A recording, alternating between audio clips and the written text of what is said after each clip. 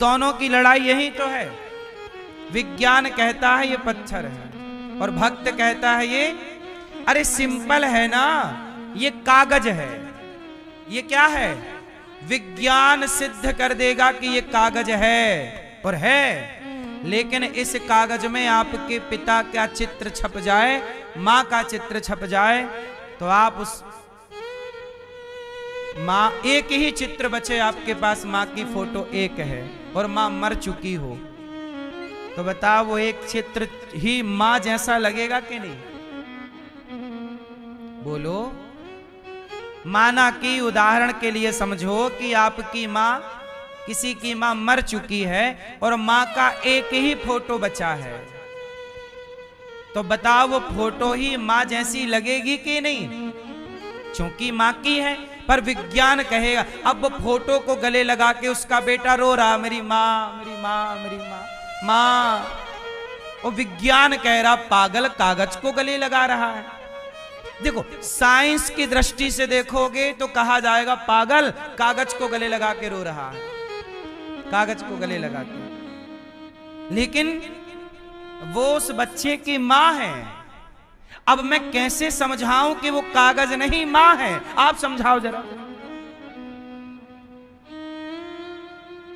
जो हम समझा रहे हैं वो आपको समझ में आ रहा है कि नहीं? विज्ञान कहता है ये कागज है, ये साइंस कहता है ये कागज का टुकड़ा है, पर इसी कागज के टुकड़े में तुम्हारी मां का चित्र छप जाए और एक वही शेष रह जाए, तो तुम उसे छाती से लगाओगे और रोगे।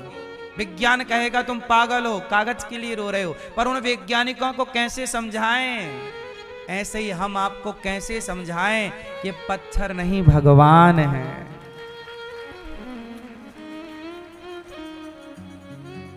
विज्ञान और आध्यात्म, साइंस और भक्त दोनों अपनी अपनी जगह सही है।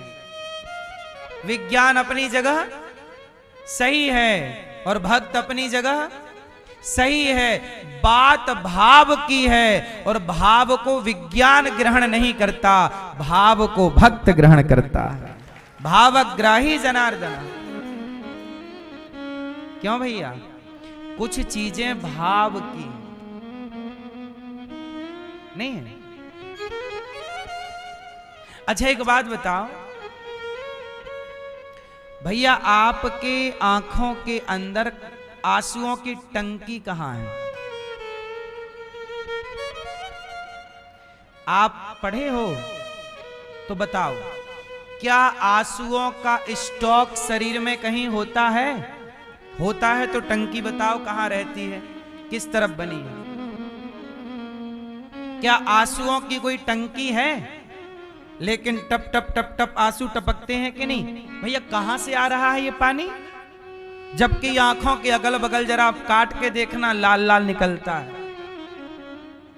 बोलो हाँ। आंखों के अगल बगल क्या निकलता है? ब्लड है, रक्त है, खून है। लेकिन जब आप रोते हैं तो खून नहीं निकलता। क्या निकलता है? कहां है टंकी? कहां से आते हैं ये इमोशंस जो है ना, भाव है ना, आपकी जल्दी समझ में नहीं आएंगे। ये भाव है, बस वही है ना।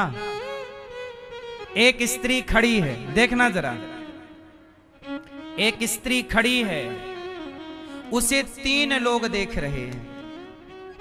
एक उसका पिता, एक उसका पुत्र और एक उसका पति। एक स्त्री खड़ी है और उसे 3 लोग देख रहे हैं, पिता, पुत्र और पति। अब बताओ, तीनों एक ही दृष्टि से देखेंगे कि अलग अलग दृष्टि से? बोलो जोर से ना। दृष्टि तीनों की आंखें एक सी हैं, तीनों का भाव बदलेगा। तीनों का आंखें ना बदलेंगी, आंखें तो पति के पास भी, पिता के पास भी और पुत्र के, और तीनों की आंखें वही हैं जो परमात्मा ने दे रखी। आंखों में बदलाव नहीं है, बदलाव किसमें है?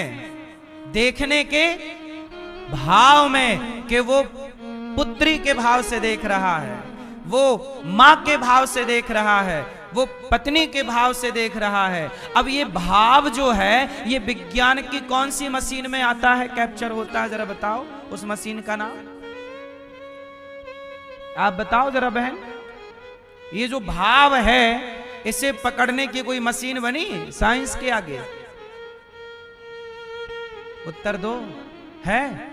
बस विज्ञान जो नहीं पकड़ सकता उसी भाव को भक्त पकड़ लेता है।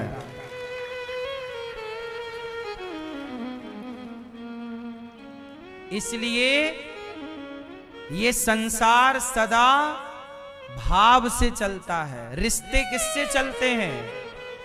भाव से। ये मेरी बहन है मतलब भाव है, वरना वो भी तो एक लड़की ही है भाई, बहन भी तो एक लड़की है, पर भाव है कि बहन है, तब ना भैया उसे बहन देखता है, वरना बहन की उम्र की छोरियों को तो जाके चौराहे पे छेड़ देता है और अपनी बहन के संग रहता, उसे नहीं छेड़ता।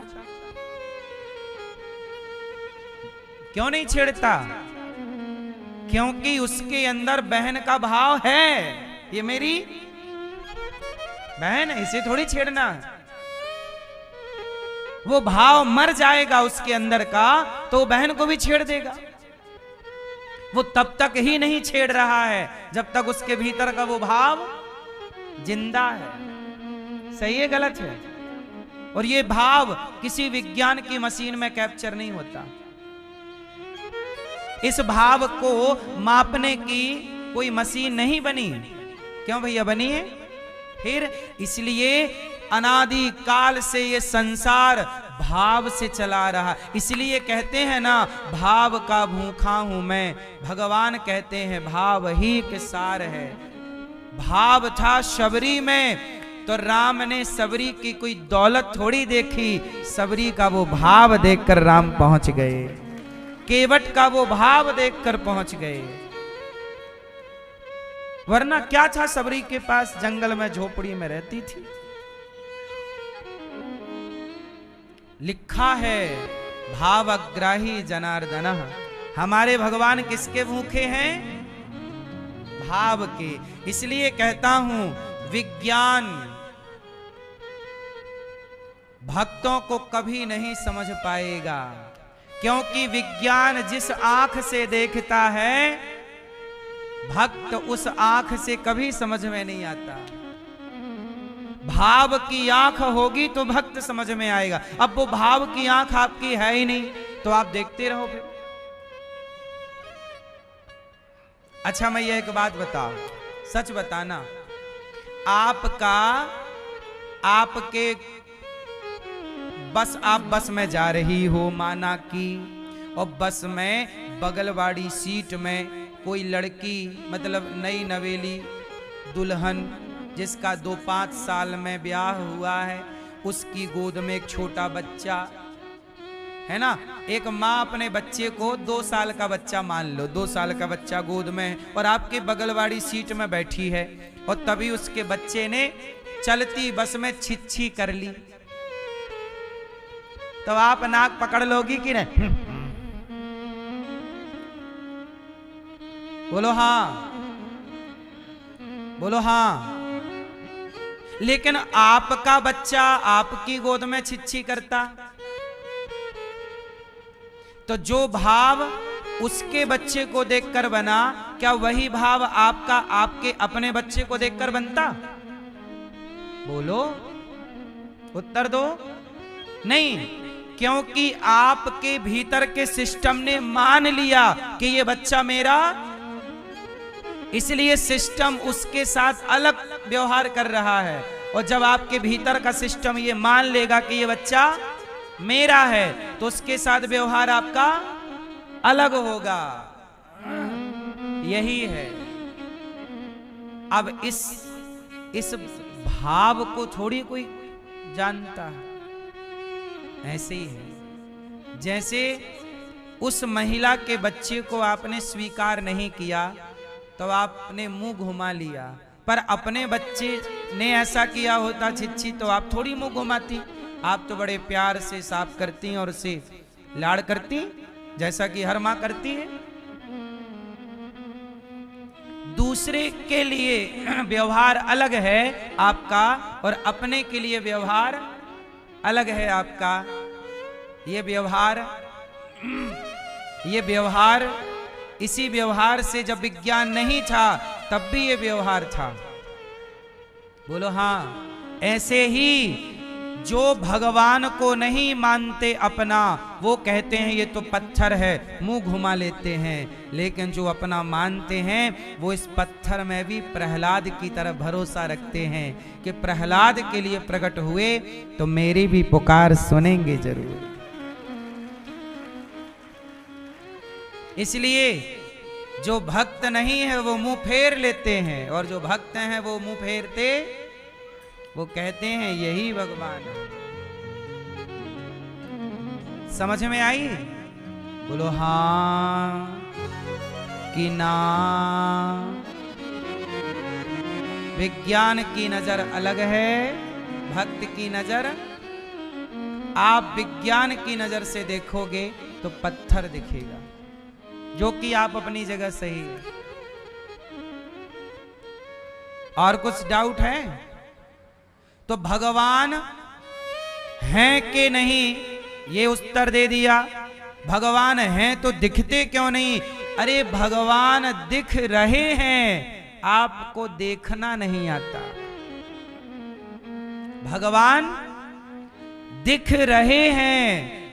प्रहलाद दुर्योधन को कृष्ण दिख रहे थे, रावण को राम दिख रहे थे, पर इन लोगों को देखना नहीं आता।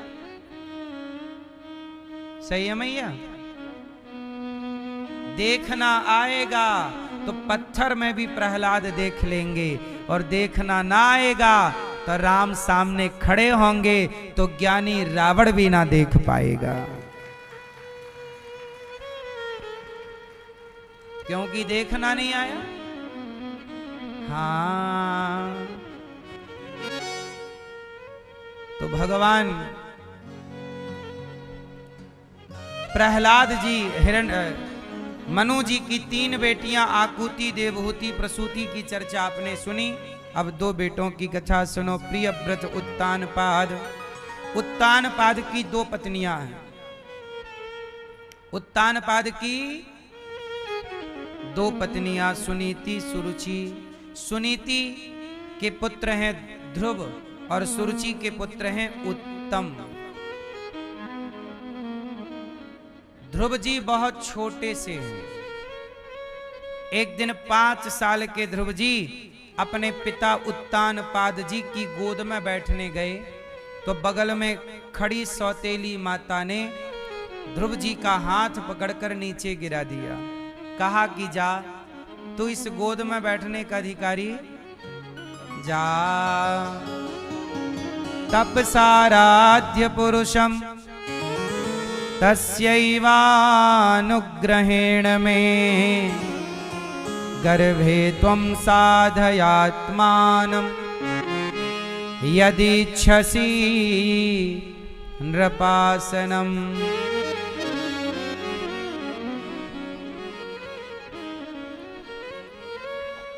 ठीक है?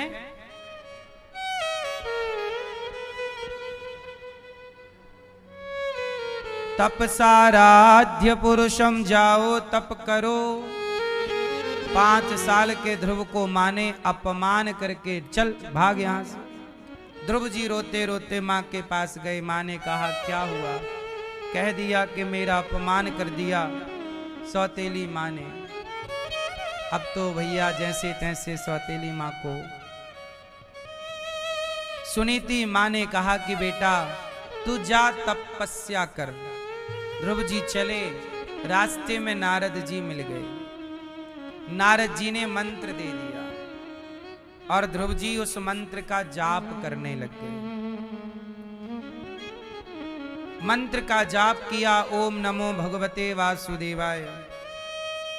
जब इस मंत्र का जाप किया ध्रुव जी ने, 3 दिन में एक बार खाते, फिर 6 दिन में एक बार खाते, फिर 9 दिन में एक बार, धीरे धीरे खाने पे कंट्रोल और चित्त केवल भगवान में। गुरु के मिल जाने मात्र से भगवान नहीं मिला करते, गुरु के मिल जाने के बाद भी आपको गुरु के द्वारा दिए गए मंत्र का जाप करना होता है, आपको अपना भी पुरुषार्थ करना होता है, आपको अपना भी कर्म करना होता है। आजकल आप लोगों को ऐसा लगता है कि गुरु मंत्र हमने ले लिया बस, अरे जो मंत्र मिला है उसका निरंतर जाप होना चाहिए, गुरुजनों के बताए मार्ग पर चलना चाहिए। ध्रुव जी ने मंत्र का जाप किया, विधान से जो गुरु जी ने बताया किया, और ध्रुव जी को 5 महीने की तपस्या, 6ठा महीना देवराज इंद्र घबरा गए, आसन हिल गई इंद्र की। इंद्र गए, प्रभु ये आसन क्यों हिल गई? भगवान ने कहा कोई भक्त मेरा इंतजार कर रहा, तपस्या कर रहा। इंद्र बोले जाओ दर्शन दो। भगवान बोले नहीं, ध्रुव जैसे भक्तों का मैं दर्शन, ध्रुव जैसे भक्तों को मैं दर्शन देता नहीं, बल्कि ध्रुव जैसे भक्तों का मैं स्वयं दर्शन करता हूं। दर्शन करने भगवान दौड़े और ध्रुव जी के सामने भगवान 6वें महीने खड़े हो गए। अब ध्रुव जी ने आंखें बंद कर रखी थी, भगवान का ध्यान, जिनका ध्यान ध्रुव कर रहे थे वो सामने खड़े हैं। भगवान ने अपनी छवि खींच ली, ध्रुव जी की आंखें खुली तो जो चित्त में छवि थी वो सामने प्रकट हुई। चरणों में ध्रुव जी गिर पड़े, समझ गए कि भगवान आ गए। कुछ बोलना चाहते हैं ध्रुव जी, भगवान की प्रार्थना करना चाहते हैं, पर पढ़े लिखे नहीं हैं। तब भगवान ने अपना स्पर्श शंख का ध्रुव जी के गालों में कराया तो ध्रुव जी को ज्ञान हो गया, ज्ञान हो गया। मूकं करोति वाचालम पंगुम लंघयते गिरिम यत्कृपातमहं वन्दे परमानंदम माधवम।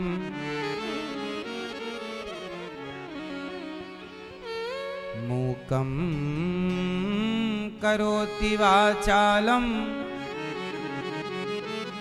मूकम भगवान कहते हैं मूकम, जो मूक मतलब गूंगा है, भगवान कृपा करें तो गूंगा भी बोलता है, लंगड़ा पहाड़ लांघ जाता है। कब? अच्छा बताओ, भगवान की कृपा आप लोग समझते हो कि नहीं समझते? कृपा क्या है? कृपा यत् कृपा तमहम वंदे परमानंदम माधवम। बताइए कृपा क्या है? एक होता है भाग्य, क्या होता है? किस्मत। लोग कहते हैं किस्मत में होगा तो, भाग्य में होगा तो। भाग्य और किस्मत दोनों एक ही चीज है, पर्याय है। भाग्य और किस्मत दोनों एक ही चीज है, भाग्य और किस्मत। अब यहां एक बात समझने की है, ये बताओ कि भाग्य बड़ा है, आप किसे बड़ा मानते हैं? आप भैया रोटी खाते हो, कमाते हो, तो जो खा रहे हो, कमा रहे हो, वो अपने भाग्य का ही खा पी रहे हो कि कुछ और है? जोर से, भाग्य का। भैया आप अपने भाग्य का कमा खा रहे हो कि कुछ और है? जोर से, भाग्य का। आप भैया किसकी रोटी खाते हो? भाग्य की। मैया आप किसकी रोटी खाती हो? आटे की।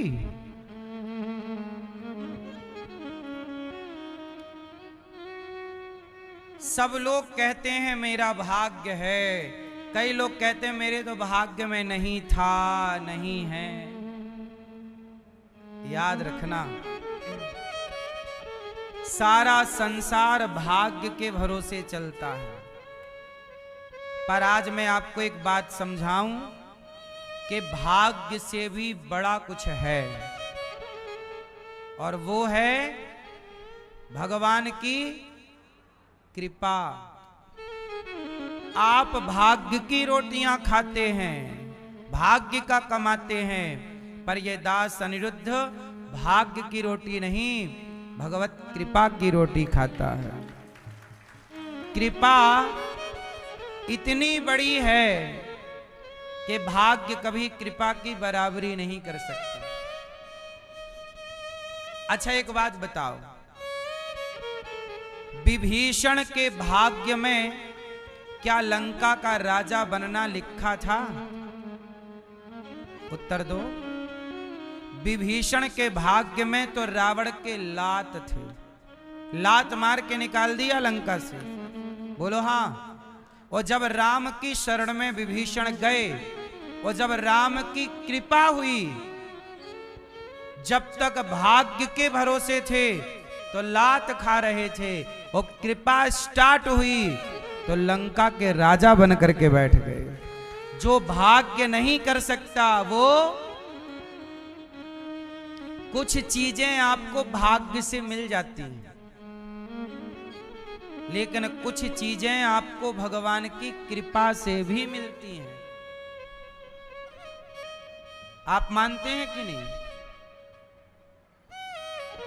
कई बार कुछ चीजें भाग्य की हैं। अच्छा बताओ, कौन सी चीज भाग्य की है और कौन सी चीज कृपा की? बताओ।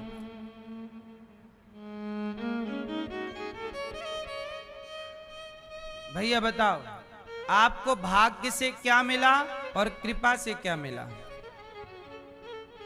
है?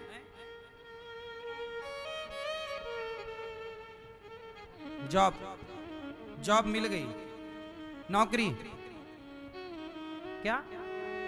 कॉलेज, कॉलेज किससे मिला? भाग्य से मिला। तो फिर कृपा क्या है? हैं? सुनो, इनके भाग्य से इन्हें कॉलेज मिला, ये बात बिल्कुल सत्य है। इनके भाग्य से कॉलेज मिला, नौकरी भी मिलेगी भाग्य से, पैसा भी कमाएंगे ये भाग्य से, ये सब कुछ भाग्य का है। पर इन्हें जो ये वृंदावन में बैठ के कथा सुन रहे हैं, ये आपको भाग्य से नहीं, ये धाम कृपा से मिला।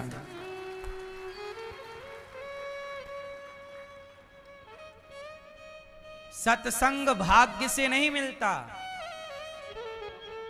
भगवान में मन यदि आपका लग रहा है तो ये भाग्य से नहीं लग रहा है, ये आपको कृपा होगी तो चित्त भगवान में लगेगा। कृपा होगी तो आपका मन सत्संग में लगेगा, वो कृपा नहीं हुई तो तुम्हारा मन दारू में, क्लबों में, पराई औरत में मन जाने लग जाएगा। कृपा होगी तो चित्त पवित्र रहेगा, मन शांत रहेगा। कृपा है मतलब मन शांत है, इच्छाएं कंट्रोल हैं और चित्त अशांत है, अभी कृपा नहीं हुई। एक बहुत बड़ी चीज है जो आपको कृपा से मिली है, पर आप वहां पहुंच पाओगे कि नहीं, ये पूछना है मेरे को। आप बताओ, आपको भाग्य से क्या मिला और कृपा से क्या मिला? अब आप बताओ।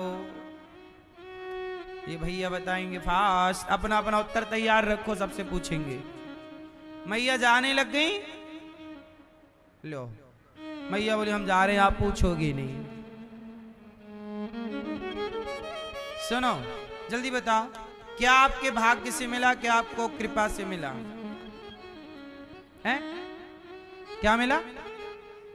कृपा से भक्ति। तो आपके पास भक्ति है, अच्छा है। आप सो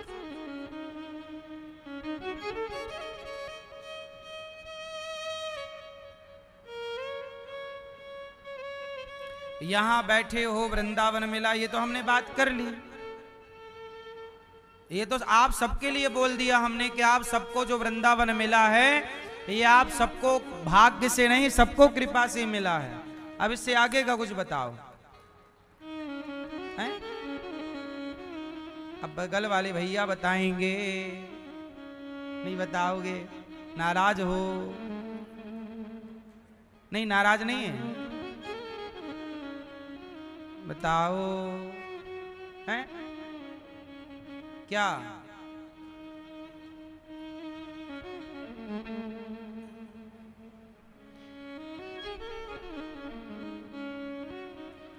सबसे बड़ी बात है, लिखा है कि बड़े भाग्य मानुष तन पावा। बड़े भाग्य,